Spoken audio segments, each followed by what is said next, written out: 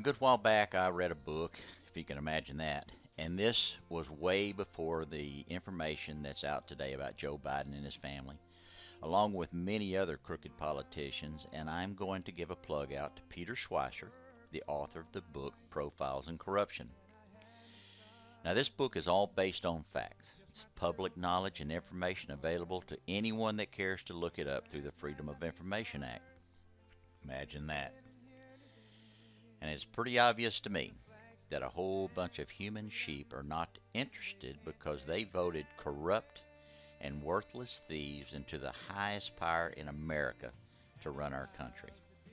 Now, it's like asking a bunch of known thieves and felons to come into your home and manage your household finances and you and your family's well-being. This is absolutely insane that people can be so ignorant. I've seen it said that the definition of stupid is knowing the truth, seeing the truth, and still believing the lies. And here we go. Or I think a better one is watching a president create one of the strongest economies in American history, being held back in every way possible by the left-wing liberal Socialist Democrats. During a pandemic and a vaccine right around the corner, and vote for the other guy that's been in office for over 47 years and hasn't done diddly squat for the American people. Now, that's not ignorance. That's pure 100% stupidity, plain and simple. And if that statement hurts a few feelings, well, my rights don't end where your feelings begin. So suck it up, buttercups, and go crawl into your little safe space, because the silent majority is just getting started. Now, it's never too late to read the book and educate yourself on the future leaders of this great nation. So if you care about America and you care about its future, I feel like this is a book you really need to read, because these elected officials are using their power and influence to gain vast amounts of wealth and favors for themselves, their families, their friends, and donors, while hypocritically campaigning for social justice in the middle class. Kamala Harris, using her DEA office to circumvent the law in order to help her donors and friends at the expense of victims and pensioners. Senator Harris is beholden to many, just not the American taxpayers.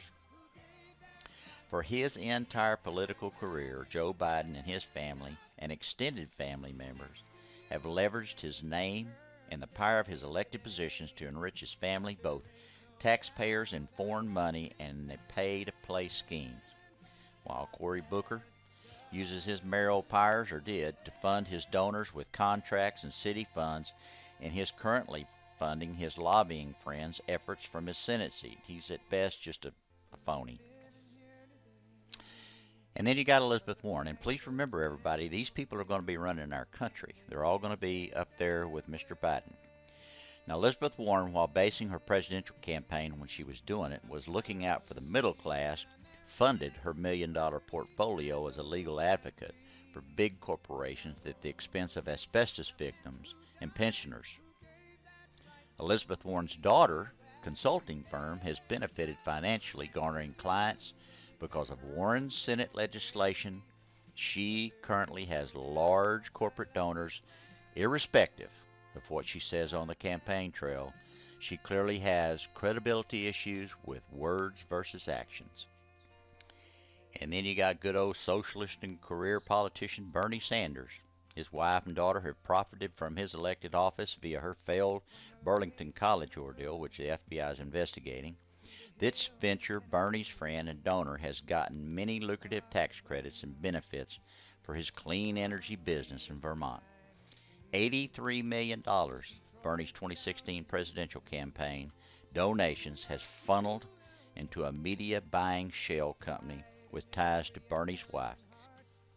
In 1998, Amy Klobuchar, during her tenure as chief prosecutor, chose not to prosecute the second largest Spinoza schemer in Minnesota because the prosecutor was a donor and friend to her and her mentor, Walter Mandel.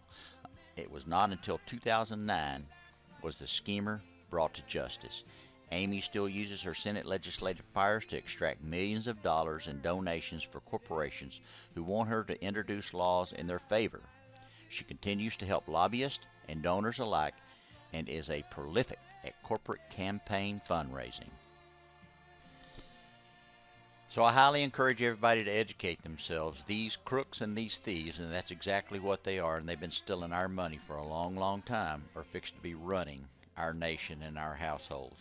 So I encourage everyone to please educate yourselves on what's out there and what's going on, because it's all facts, it's all public knowledge, and it's there for anybody that wants it under the Freedom of Information Act. So I encourage you to please look this stuff up, and more especially we the people need to stand strong and stay together, because we're in for one hell of a ride.